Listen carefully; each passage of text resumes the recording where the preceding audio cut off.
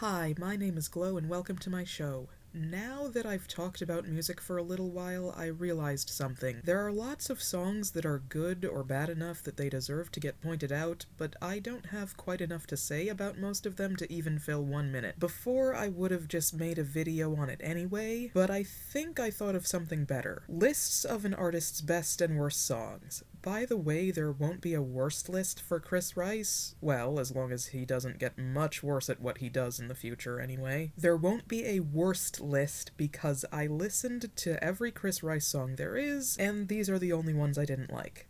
That's it.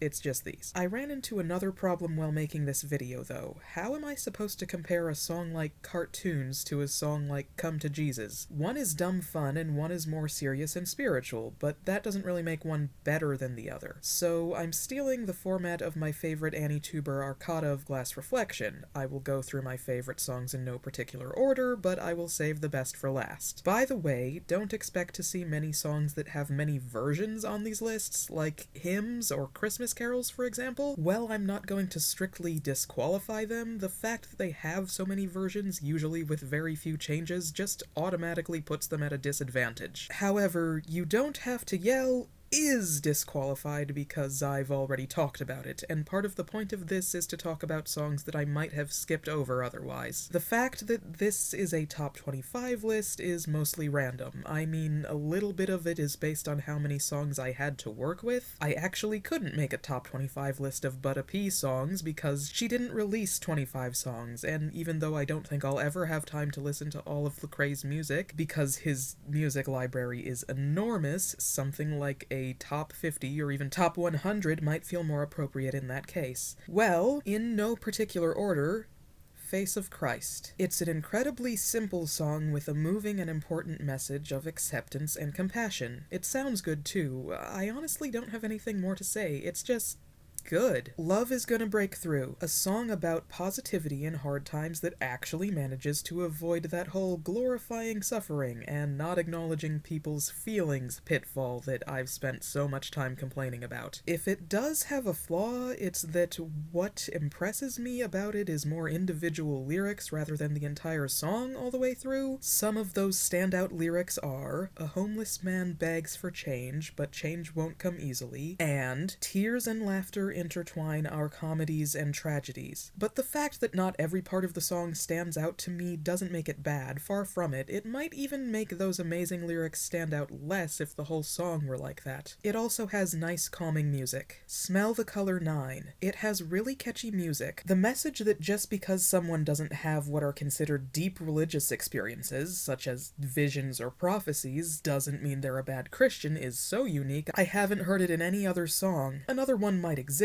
but it's uncommon enough that I've never heard another one. Chris Rice expresses it in a creative way too, but Sometimes Finding You is just like trying to. Smell the Color 9 is a lot more interesting to hear than Sometimes Finding You Seems Impossible, but it gets the same message across. My Cathedral. Another unique message, though the message that nature can make us feel closer to God isn't as uncommon as the message in Smell the Color 9. It's a message that's very common in Rich Mullins' songs, for example. It's still not something I've heard over and over again all the time, though. He sets the scene excellently, too. The "we'd join the cricket chorus" line is funny and sweet. There's also a message in there about fancy buildings being at best somewhat unnecessary, and at worst a greedy and vain thing to indulge in, and while I certainly don't want to hate on people who make art, even extravagant-looking art inspired by God, there are examples of people, say, spending money that was given to them by people who could barely feed themselves on fancy cathedrals or private jets, rather than something that could actually help their congregation, so I have no trouble complimenting a song that calls out that kind of behavior. Questions for Heaven. Great intro with specific rather than general cliché details.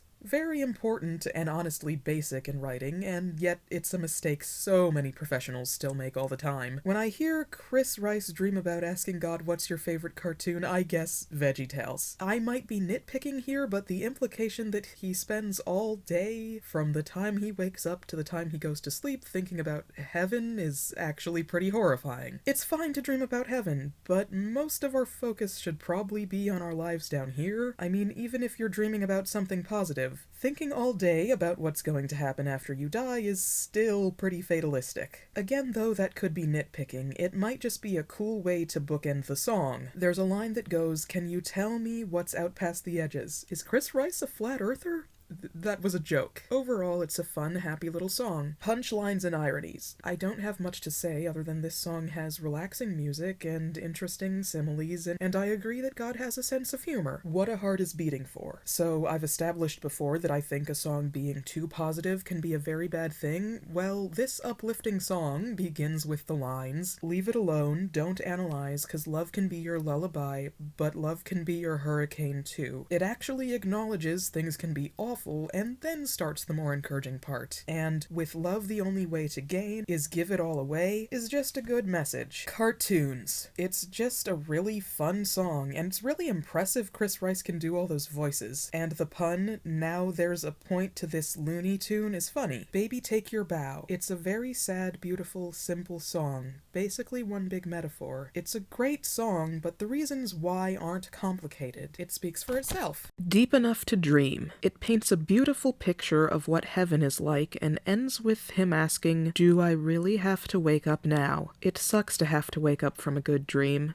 This song is like a good dream. I don't want it to end. Somebody's Watchin'. This song takes us through a hard day and night while still being uplifting. It's nice to know you can stay positive without ignoring how bad life really can be. Sleepyhead Sun. Another creative way to thank God for nature. Walking us through a day seems to be a theme here. I hadn't noticed that before. The Final Move. I wonder if these stories are true. Right from Life is good advice after all. I think this song is about the circle of life. In the first verse, the old man cries, "I think over someone's death," and then the lyrics are, "It made me sad, and it made me think, and now it makes me sing what I believe." And then after the second verse about a mother holding her child and saying, "Because you're here, my little girl, it's gonna be a better world," the pre-chorus is now, "It made me smile, and it made me think, and now it makes me sing what I believe. We will all end up together in heaven is what love has the final move means to me." Amusing. I can't tell if this song is sad or happy, and I think that might be the point. It's another song about heaven, although this time it's about getting to spend time with someone in heaven. So much for my sad song. The whole idea of waking up wanting to write a sad song and ending up with a love song is funny to me. It's catchy and happy, and I want to listen to it over and over again. Spare an Angel. More nature imagery. It's comforting to think of an angel being there for someone when you can't be. The Old Rugged Cross. Songs with many versions may be at a disadvantage, but this is my favorite version of this hymn that I've heard so far. It's mainly just how it sounds and how Chris Rice sings it, but of course that's what would set a recording of an old hymn apart. Nani Nani. Very descriptive and paints a beautiful and vivid picture. Clumsy. Snappy music and an encouraging message of forgiveness. Kids Again. It's an interesting topic. I can't think of another song quite like this one. Lemonade. This song was a hit when it first came out, and I understand why. It's just lighthearted and fun and uplifting. It's right there in the line, "Life gave me lemonade." Life might go wrong a lot, like a real lot, but sometimes events do just work out perfectly, and we do get to just feel good. The Other Side of the Radio. This song is a bit dated. I mean, I still listen to the radio in the car sometimes, but that's it. Still, when he says, "'Cause it's you and me singing the same song right now, and maybe this'll bring us together somehow," I really feel connected. And the best Chris Rice song is Pardon My Dust. Of course I would pick a song about not being judgmental, and it's my favorite Chris Rice song because of that switch in the lyrics right at the end. Tell me if I'm wrong.